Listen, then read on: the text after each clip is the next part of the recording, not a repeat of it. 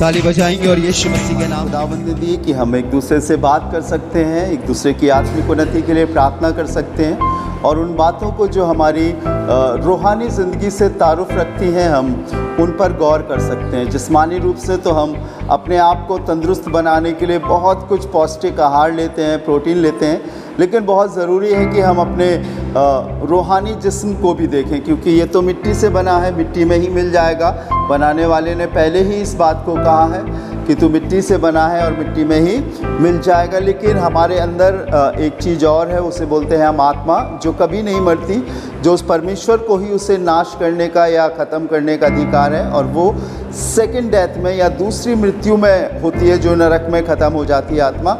लेकिन उससे पहले कि हम उस जगह तक पहुँचे, हमारे पास बहुत अच्छा वक्त है कि जैसे हम अपनी शारीरिक अवस्था को तंदुरुस्त रखने के लिए सुबह से लेकर रात तक कुछ ना कुछ खाते रहते हैं, कुछ ना कुछ पीते रहते हैं, कुछ ना कुछ ऐसी एनर्जेटिक ड्रिंक लेते रहते हैं जिससे हमें ताकत हो। कोल्ड ड्रिंक पीते हैं, कई लोग चाय पीते हैं, कई लोग जूस पीते हैं, पर क्या कभी हमने गौर किया है कि हमारा एक जिस्म और भी है, हमारा एक स्ट्रक्चर और भी है, और वो एक दिन परमेश्वर के सामने जाकर खड़ा होगा, और उस आत्मा को जिसने हमारे अंदर डाला है वो हमारे सारे जीवन का हिसाब किताब करेगा। जैसे मैंने समय दर समय आपको बताया कि प्रत्येक बातें वो जो जब हम अपनी चैतन्य अवस्था में आते हैं, जब हमें भले और बुरे का ज्ञान हो जाता, या हमें ये समझ हो जाती कि ये ठीक है और ये ठीक नहीं है, या कहूँ मैं साधारण भाषा में कि जब हमारा विवेक या कॉन्शियस काम करने लगता और हम देख लेते ये ठीक नहीं है, ये ठीक है, उस अवस्था से हमारी न्याय की पुस्तक लिखी जाती है। चाहे हम अच्छा काम करें वो भी लिखा जाता है, चाहे हम बुरा काम करें वो भी लिखा जाता है। प्रत्येक दुनिया का कोई शख्स उससे नहीं बच सकता। मैं नहीं कहता, ये बाइबल बताती है। अगर आप देखना चाहते हैं तो निकाल सकते हैं प्रकाशित वाक्य, और मैं सोचता हूँ उसका 20वां अध्याय और उसका 12वां पद होगा। रेवोल्यूशन चैप्टर 20 20वां अध्याय 12वां पद पढ़िएगा कोई, फिर हम आगे चलेंगे जी।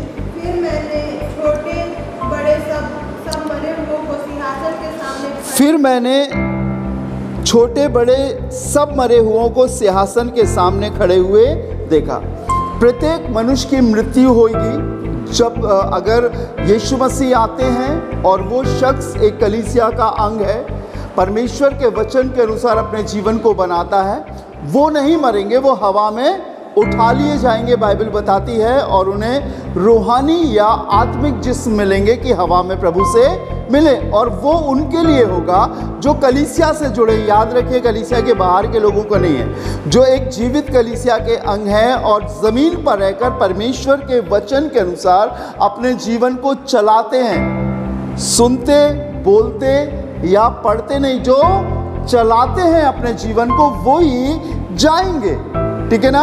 अब यहाँ पर लिखा है मृत्यु के बाद क्या है, फिर मैंने छोटे बड़े सब मरे हुओं को सिंहासन के सामने खड़े हुए देखा और पुस्तकें खोली गई। बहुवचन में है ना पुस्तकें, एक पुस्तक नहीं है, एक होती तो मेरी होती या एक होती तो मुस्कान की होती या आपकी, लेकिन हर एक मनुष्य की। अभी क्या छोटे बड़े, किस अवस्था से छोटे बड़े? अभी मैंने बताया जब हमें भले और बुरे का ज्ञान हो जाता है, जब हमें पाप और पुण्य समझ में आता है कि हाँ ये ठीक है, ये ठीक नहीं है, उस चेतन अवस्था से हमारे सब की किताबें लिखी जाती हैं। हर एक उन कामों को जिन्हें हम भला करें वो भी लिखा जाता है, और जब हम बुरा करें वो भी लिखा जाता है। ठीक है ना।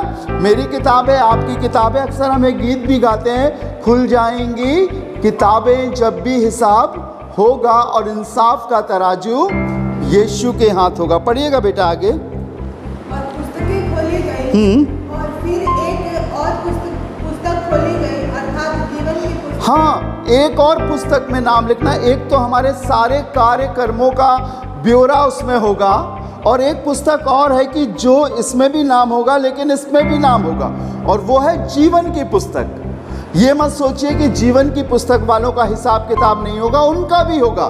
न्याय सबका होगा, चाहे कोई भी क्यों ना हो, और वो ज़मीन से ही शुरू होता है। सो एक पुस्तक और खोली जाएगी, वो कौन सी है? जीवन की पुस्तक। और जीवन की पुस्तक में उसी के नाम होंगे जो परमेश्वर के वचन के अनुसार है। याद रखिएगा, जब मैंने पूछा परमेश्वर से कि प्रभु मुझे बता स्वर्ग कौन जाएंगे, तो उसने बाइबल मेरे सामने रख दी।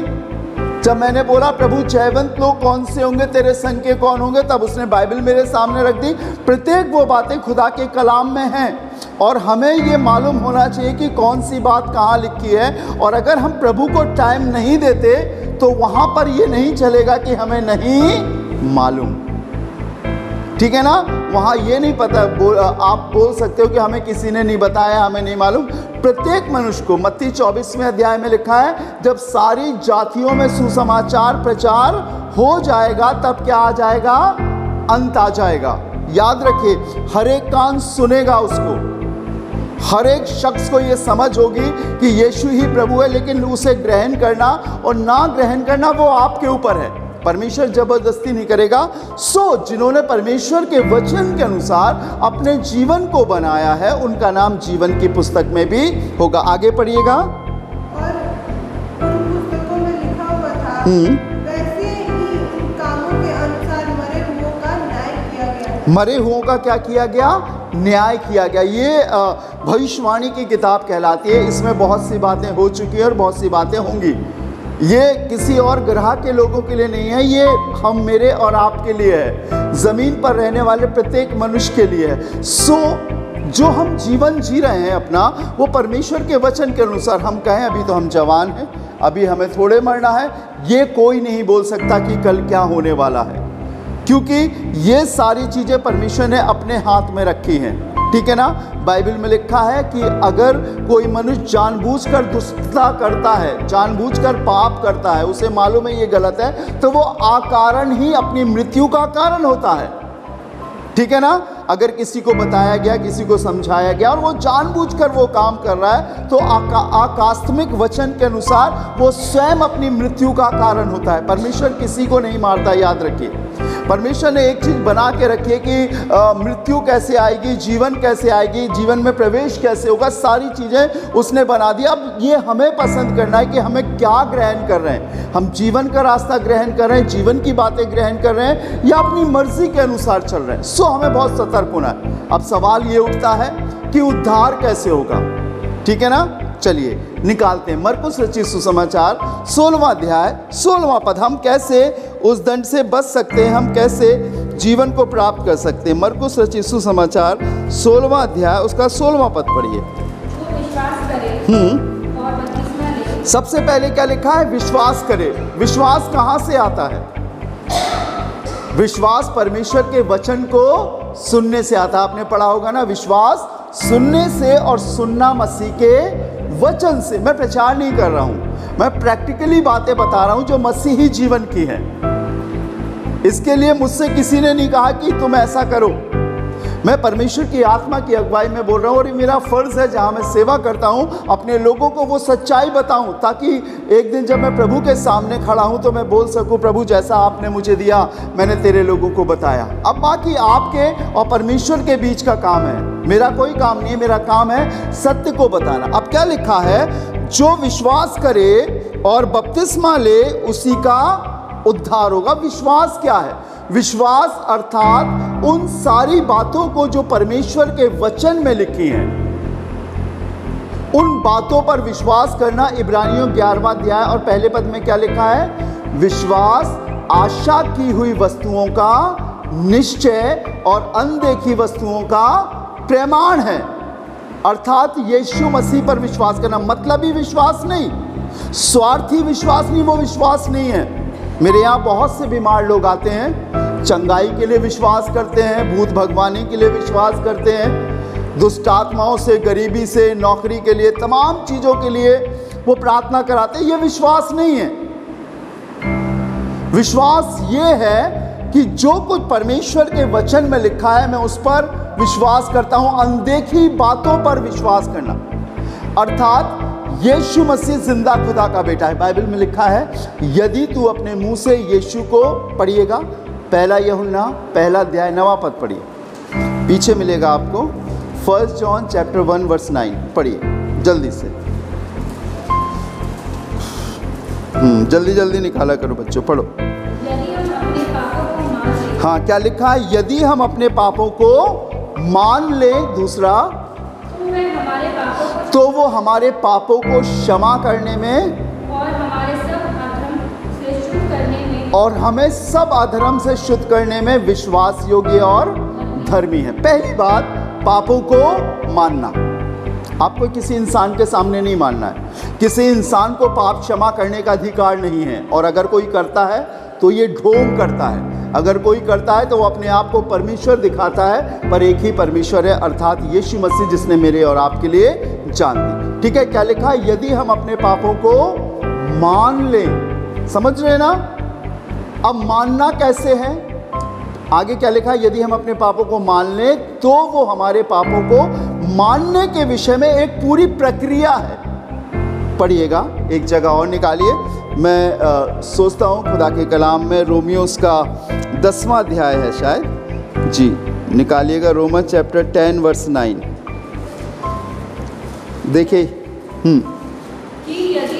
अब ये प्रक्रिया क्या है? मानना कैसे है? समझेंगे सभी लोग बहुत गौर से। ये मानना कैसे, हम कैसे मान लें? पहले हमने पढ़ा, जो विश्वास करे और बपतिस्मा ले। पहले हमें मानना है, अब हम धीरे धीरे बपतिस्मे की प्रक्रिया में जा रहे हैं। बिल्कुल प्रैक्टिकली बात आपको बता रहा हूँ, ये बेस है, मसीह जीवन का बेस है, और हमें मालूम होना चाहिए। अगर आपके मम्मी पापा, आपके रिश्तेदार, आपके दोस्त पूछे कि हम कैसे उद्धार पाए, तो आप बता सकते हो बेटा अच्छी तरीके से। जी बेटा, पढ़ेंगे। क्या है कि यदि तू अपने मुंह से यीशु को प्रभु जानकर अंगीकार करे। बाय फेथ हमें अपने मुंह से अंगीकार करना, और क्या अंगीकार करना है? कि यीशु को प्रभु जानकर अंगीकार करें, ही इज लॉर्ड। आगे, और अपने मन से विश्वास करें। ये मन सब जगह आपको कनेक्टेड मिलेगा। मन क्यों कनेक्ट रहता है? उसका कारण ये है कि परमेश्वर जबरदस्ती नहीं करता। आप मन से निर्णय ले सकते हो। आप यहाँ बैठे हो, आप मन से डिनाई भी कर सकते हो, उसे छोड़ भी सकते हो, अरे जाने दो भैया, बोल रहे होंगे। या आप गौर करके अपने मन से, नहीं ये प्रभु का वचन है, मैं विश्वास करूंगी या करूंगा। मन से विश्वास करे। और आगे, कि परमेश्वर ने उसे मरे हुओं में से जिलाया। फिर आगे क्या लिखा है? तो तू निश्चय उद्धार पाएगा। पहला यूहन्ना पहले अध्याय के 90 पद में लिखा था कि मन से विश्वास करना। ठीक है ना? क्या पढ़ा था? कि यदि हम अपने पापों को मान ले, और मानना ऐसे है, हाँ प्रभु तू ही मेरा उद्धार करता है, हे परमेश्वर तू मेरे लिए जगत में आया, तूने मेरे लिए अपनी जान को दिया, मैं विश्वास करता हूँ। अब मैं उन बुरे कामों में नहीं जाऊँगा, उन बुरी आदतों में नहीं जाऊँगा, पुराना जीवन नहीं जीऊँगा। ये मन फिराव हो रहा है, ये बपतिस्मे की ओर आगे बढ़ना हो रहा है। अब जब हमने ये सारी प्रक्रिया पूरी कर ली, हम रोज़ प्रार्थना करते हैं, और अब हमारा दिल कर रहा है कि हम आगे बढ़े। जैसा हमने मरकुस 16:16 में पढ़ा था।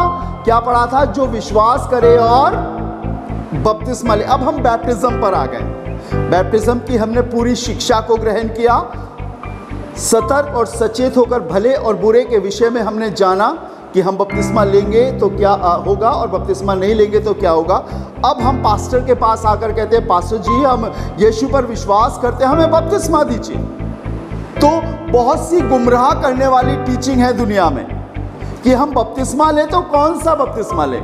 मालूम है आपको, जब बैप्टिज्म की बात हुई तो शैतान ने लोगों को ऐसा गुमराह कर दिया, और लोगों को खूब पानी में डुबवाता है और मारता रहता है। आपने देखा है ना, अभी सुना होगा। तमाम प्रक्रिया वो करते हैं बैप्टिज्म की नकल निकालनी। शैतान चालाक है और बहरूपिया है। पढ़िएगा, देखिए लिखा हुआ है ऐसा, ताकि आपको मालूम होना चाहिए, ये ज्ञान होना चाहिए कि ये परमेश्वर की ओर से है या नहीं है। पढ़िएगा 2 कुरिन्थियों 11वां अध्याय 14वां पद पढ़िए। 2 कुरिन्थियन चैप्टर 11 वर्स 14। देखिए क्या लिखा है। 2 कुरिन्थियों 11 अध्याय 14वां पद। जी पढ़े बेटा। हाँ, ये कुछ अचंभे की बात नहीं, क्योंकि शैतान आप ही ज्योतिर्मय स्वर्गदूत का रूप धारण करता है। बहुत बड़ा नकलची है वो बिल्कुल एज इट इज वैसे ही प्रक्रिया, वैसे ही काम, वैसा ही वो चीज आपके सामने रख देगा, और आप परख नहीं पाओगे कि ये परमेश्वर की ओर से या शैतान की ओर से। अब उसने कलीसियाओं में और लोगों के बीच में एक भ्रम की आत्मा डाल दी और लोग तरह तरह से बैप्टिज्म लेते हैं, जबकि बाइबल बताती है एक ही बपतिस्मा है। बताते हैं कि नहीं? तो ये दूसरे कहाँ से आ गए? डुबकी का, छिड़काव का, या यीशु मसीह के नाम से, या पिता, पुत्र और पवित्र आत्मा के नाम से, उल्टे होके, सीधे होके, ये तमाम प्रक्रिया कहाँ से आ गई? क्योंकि शैतान ने, अभी इसी में बेटा जहाँ आप पढ़ रहे थे तो आपको और भी समझ में आएगा। 15वां पद पढ़िए, देखिए क्या लिखा है। इसलिए यदि उसके सेवक भी धर्म के सेवकों का स्वरूप धरे। समझ गए ना? सेवक भी वैसे रूप धर लेते हैं अपने लालच के लिए। अगर कोई यीशु मसीह के नाम से आपके पास आएगा और शैतान ने जैसे ज्योतिर्मय स्वर्गदूत का रूप धारण किया, इसने भी एक सेवक का रूप धारण कर लिया, आप परख कैसे पाओगे? आप कैसे पहचान पाओगे कि ये परमेश्वर का है या परमेश्वर का नहीं है? बाइबल बताती है हर एक पेड़ अपने फलों से पहचाना जाता है। आप 1 मिनट में, 2 मिनट में, 1 घंटे में, 2 घंटे में आप नहीं पहचान पाओगे, लेकिन किसी की व्यक्तिगत स्थिति की वो खुदा में है या सिर्फ खुदा की बातें बोल रहा है, आप उसके घरेलू जीवन से समझ पाओगे। और ज़रूरी है कि जब आप किसी सेवक को सुनो तो आप खाली ये मत सोचा करो कि हम परमेश्वर का वचन सुन रहे हैं, वो कैसा भी हो, कभी नहीं, क्योंकि शैतान वचन ज़्यादा जानता है। ये धीरे धीरे आपके जो सही विश्वास है उसको मोटिवेट करके अनर्थ विश्वास पर ले जाएगा और तर्क की भावना दिमाग में डालकर वाद विवाद पैदा करेगा। और आपके सामने कोई भी आएगा तो आप आर्ग्यूमेंट करोगे कि ये सही है या ये सही नहीं है, ये ठीक है, ये ठीक नहीं है। और फिर उसके बाद आप जो सही फेथ है, असली विश्वास है, वहां तक पहुंच ही नहीं पाओगे। क्या लिखा हुआ है? सो यदि उसके सेवक भी धर्म के सेवकों का रूप धरे तो कुछ बड़ी बात नहीं, परंतु उनका अंत उनके कामों के अनुसार होगा। आप 10 रुपए का 10 रुपए किलो के टमाटर बिक रहे हैं, आप लेने जाते हो, उसे अलट पलट करके देखते हो कि कौन सा सही है, कौन सा सही नहीं है, कौन सा गला हुआ है, कौन सा सही है, बढ़िया है, फ्रेश है, आप तब लेते हो। 10 रुपए का मात्र। और आज के समय में 10 रुपए की कोई वैल्यू नहीं है अधिक। आप अपनी आत्मा का सौदा कर रहे हो, आप अपनी आत्मा को किसी के आगे सरेंडर कर रहे हो। ये कैसे आसानी से हो सकता है? आपको देखना पड़ेगा, आपको परखना पड़ेगा, आपको समझना पड़ेगा कि आप किस रास्ते पर हो, क्योंकि बाइबल बताती है शैतान ज्योतिर्मय स्वर्गदूत की मान्यदाता है। हमें देखना पड़ेगा, हमें समझना पड़ेगा, हमें जानना पड़ेगा कि हम जिस रास्ते पर चल रहे हैं या जो हमारी अगुवाई कर रहा है या जिसके द्वारा हम प्रभु के वचन को सुन रहे हैं, हकीकत में क्या वो खुदा का जन है या नहीं। बाइबल में लिखा है बहुत से झूठे भविष्यवक्ता उठ खड़े होंगे। आप पंजाब में जाओ तो वहाँ घर में भविष्यवक्ता ही पैदा होते, प्रॉफिट, अपोस्टल, प्रेरित ही पैदा होते हैं हर घर में। परमेश्वर के वचन के अनुसार नहीं है, उन्होंने एक ट्रैक्ट अपना लिया है। लेकिन हमें देखना पड़ेगा, परखना पड़ेगा, हमें जानना पड़ेगा कि ये परमेश्वर की ओर से है या नहीं। जब आप मन फिराओगे तो आप बैप्टिज्म में प्रवेश करोगे। यीशु मसीह ने क्या कहा? तुम में से हरेक अपने अपने पापों की क्षमा करे। पढ़िएगा मेरे लिए एक्ट्स ऑफ अपोस्टल, फिर जल्दी से मैं दुआ करूंगा। चैप्टर 2 वर्स 38, प्रेरितों के काम 2 अध्याय 38वां पद पढ़िए। देखिए क्या लिखा हुआ है जी। प्रेरितों के काम 2 अध्याय उसका 38वां पद। पतरस ने उनसे कहा, इनने सारी रात सुसमाचार सुना। 3000 से अधिक लोगों की भीड़ है और ये पतरस के आके पूछ रहे हैं। पतरस ने उनसे कहा, मन फिराओ। हाँ, अगर उसके पहले की आयत पढ़े 37 पढ़िए। तब सुनने वालों के हृदय में छिद गए। हाँ, तब सुनने वालों के हृदय छिद गए और वे पतरस के शेष प्रेरितों से पूछने लगे। हाँ, लिखा हुआ है पतरस और शेष प्रेरितों के पास आकर पूछने लगे। क्या पूछने लगे बेटा? हे भाइयों, हम क्या करें? इनने वचन सुना, अभी आपने सुना, विश्वास सुनने से और सुनना मसीह के वचन से। इसने यीशु मसीह की सारी बातें सुना दी। 3000 से अधिक लोग हैं। अब ये क्या करें? प्रभु के दासों के पास आकर पूछ रहे हैं। 37वां पद हो गया, आगे पढ़िए 38वां पद। मन फिराओ। हाँ, और तुम में से हर एक अपने अपने पापों की क्षमा के लिए यीशु मसीह के नाम से बपतिस्मा लो। क्या लिखा हुआ? तुम में से हर एक। पहले मन फिराव, मैंने मन फिराव की प्रक्रिया बता दी। अब आ गए हम लोग बैप्टिज्म में। अब लिखा है तुम में से हर एक अपने अपनी पापों की क्षमा के लिए क्या करना है? यीशु मसीह के नाम से बपतिस्मा लेना है। अब यहाँ पर एक बड़ा कंफ्यूजन आता है। लोग मेरे पास आके पूछते हैं कि कौन सा बैप्टिज्म सही है। अगर आप पढ़ें मत्ती उसका 24वां अध्याय, मैं सोचता हूँ आखिरी अध्याय है, जल्दी से 28वां अध्याय और उसके 18वें पद से पढ़ें। देखिए क्या लिखा हुआ 28वें अध्याय के 18वें पद से। यीशु ने उसके पास आकर कहा, हाँ स्वर्ग और पृथ्वी का सारा अधिकार मुझे दिया गया है। जी, इसलिए तुम जाओ, सब जातियों के लोगों को चेला बनाओ। जी, सबके लिए ये हुक्म। आगे और उन्होंने पिता, पुत्र और पवित्र आत्मा के नाम से बपतिस्मा दो। अभी पतरस क्या कह रहे हैं कि किसके नाम से बपतिस्मा देना है? बोलिएगा, किसके नाम से? यीशु मसीह के नाम से। और यहाँ पर जब वो जा रहे थे तो उसने महान आज्ञा दी, ग्रेट कमांडमेंट। उसमें उसने क्या कहा? किस नाम से देना है? पिता, पुत्र और, सभी लोग थोड़ी देर के लिए ध्यान देंगे ताकि ये कंफ्यूजन दूर होने पाए, ठीक है ना?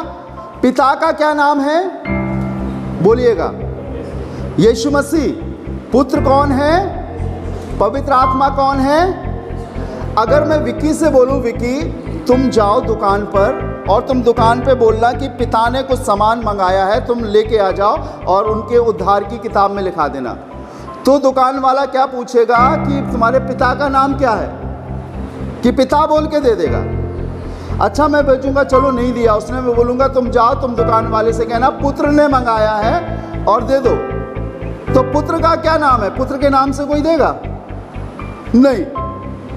तो पिता, पुत्र और पवित्र आत्मा का एक नाम है, वो कौन है? It's clear. ये रेवलेशन जब आया पतरस के पास, जब ये क्लियर हुआ, जब यीशु मसीह मत्ती 16वें अध्याय में पूछ रहे थे कि दुनिया मुझे क्या कहती है, पर तुम मुझे क्या कहते हो, तो उन्होंने कहा कोई नबी कहता है, कोई ची उठाए, कोई ऐसा ऐसा कहने लगता है। लेकिन यीशु ने पूछा तुम क्या कहते हो? तब बाइबल में लिखी है पतरस ने कहा कि तू जिंदा खुदा का बेटा मसीह है। ये रेवलेशन उसके ऊपर उतरा और यहाँ पर परमेश्वर का कलाम पतरस के पास आया और पतरस ने उसे क्लियर किया कि जब तुम बैप्टिज्म लो तो किसके नाम से लो? हम कहते हैं कि परमेश्वर है, तो वो कौन सा है? यीशु मसीह। आज जब हम प्रभु की बात करते हैं, कौन सा प्रभु है? तो हम कहते हैं यीशु मसीह। अच्छा, मैं यहां खड़ा हूं, ठीक है? मैं अपनी बेटी का कौन हूं? पापा हूं, पिता हूं। मैं अपनी पत्नी का कौन हूं?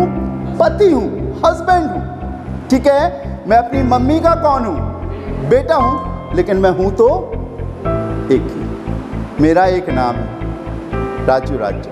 वो एक प्रभु है, यीशु मसीह है। वो तीन रूपों में मेरे और आपके लिए कार्य करता है, पिता के रूप में भी, पुत्र के रूप में भी और पवित्र आत्मा के रूप में। जब आप बैप्टिज्म लेते हो तो आप ये जानो आप पवित्र आत्मा को भी ग्रहण कर रहे हो। झूठा नहीं लेना है, इसमें झूठ का कोई रास्ता नहीं है। और शैतान ने इतनी आराम से बरगला दिया है लोगों को। और बपतिस्मा की, मेरे यहाँ पर एक लेबर काम कर रही थी, बढ़िया सुट्टे मार रहा, गुटखा खा रहा। मैंने दूसरे दिन व्हाट्सएप पे देखा, मैंने कहा अबे ये तो बिशप साहब से वो ले रहा बपतिस्मा। मैं चौंक गया। बैप्टिज्म खेल नहीं है, ये एक अंगीकार है। और अंगीकार अभी आपने पढ़ा ना रोमन्स में, बेटा क्या पढ़ा? कि यदि तू अपने मुंह से यीशु को प्रभु जानकर अंगीकार करे और अपने मन से विश्वास करे कि परमेश्वर ने उसे मरे हुए में से जिलाया, तो तू निश्चय, ये कमिटमेंट जिस्मानी रूप से आपको पास्टर दिखेगा, कलीसिया दिखेगी, लेकिन ये कमिटमेंट यीशु मसीह देखता है। समझ रहे हैं ना? अभी मैं सेकेंड तक पहुंचा हूं, मैं आगे और भी बताऊंगा। ये जब पैशन वीक चलेगा और उसमें हमारी पूरी क्लासेस होती हैं जो बैप्टिज्म लेते हैं, उसमें मैं और गहराई से बताऊंगा। लेकिन हमारे सामने बिल्कुल खुला होना चाहिए दर्शन। आप किसी की बातों में मत आओ। जितनी बुद्धि उसके पास है जो बोल रहा है, उससे ज़्यादा बुद्धि प्रभु ने आपको भी दी है। आप प्रभु से प्रकाशन मांगो कि प्रभु मेरी आंखों को खोल ताकि मैं सही और गलत को समझ सकूं, और फिर आप आगे बढ़ो। लोग जरिया हो सकते हैं, लेकिन उद्धार करता एक ही है, वो है यीशु मसीह। हालेलुया। आइए अपनी आंखों को बंद करें, दुआ करें। राजाओं के राजा, प्रभुओं के प्रभु, मैं आपका धन्यवाद देता हूँ इस बेहतरीन सुबह में प्रभु कुछ देर तेरे लोगों से बात करने पाया, और जो बातें आपने मुझको दी प्रभु वैसा ही मैंने इन्हें बताया। खुदा, विश्वास में आगे बढ़ा, समझ में आगे बढ़ा, वचन इनके अंदर बहुतायत से काम करने वाला हो सके, और तू उसी को ले जाएगा जो तेरे वचन के अनुसार होगा। तेरी कलीसिया का एक अंग, तेरी देह का एक अंग होगा प्रभु। पवित्रता में तेरे लोगों को आगे बढ़ा। ये तेरे बेटे और बेटियां हैं प्रभु, तूने इन्हें बुला कर लाया है, चुन कर लाया है प्रभु। इनकी मदद कर, इनकी सहायता कर, उद्धार पाने तक प्रभु जी, और उद्धार में जीने की ताकत दे प्रभु। ये किसी मनुष्य की मानसिकता की बातों को नहीं, लेकिन तेरे प्रकाशन की, तेरे कलाम की बातों पर विश्वास करके आगे बढ़ सके प्रभु। इनकी सहायता कर प्रभु। मैं फिर एक बार अपने हॉस्पिटल के लिए, अपने लोगों के लिए प्रार्थना करता हूँ प्रभु जी, जो सही हैं उनके लिए भी, जो सही रास्ते पर नहीं है उनके लिए भी प्रभु एक रास्ते पर चला और उन्हें जीवन दे खुदावन। इन्हें अपनी जिम्मेदारी निभाने की पूरी ताकत दे खुदावन, समझदारी से आगे बढ़े। और प्रभु इस आलम में जब खुदावन कोई नहीं देखता है, तू देखता है प्रभु, तेरे लोगों को विश्वास योग्य जीवन दे प्रभु। फिर एक बार भैया के लिए, दीदी के लिए, शिनू भैया के लिए, एलसी मैम के लिए, सभी लोगों के लिए दुआ करता हूँ प्रभु। इस संकट से उभार और एक अच्छा रास्ता दिखा ताकि सब कुछ सही हो सके प्रभु। तेरी दया, तेरा अनुग्रह, तेरी समझ उनके संग बनी रहे प्रभु, और ये तेरे लोग तुझ में उन्नति कर सकें। सभी बातों में सारा आदर महिमा आपको देते हैं और प्रभु यीशु के नाम से मांगते हैं, आमीन। और अब हमारे खुदावंद यीशु मसीह का फजल, खुदा बाप की मोहब्बत और पाक रूह की रिफ़ाकत और शराकत हमें से हर एक के संग अब से लेकर हमेशा तक होती रहे, आमीन। Praise the Lord. प्रभु आपको बहुत आशीष दे। जय मसीह की।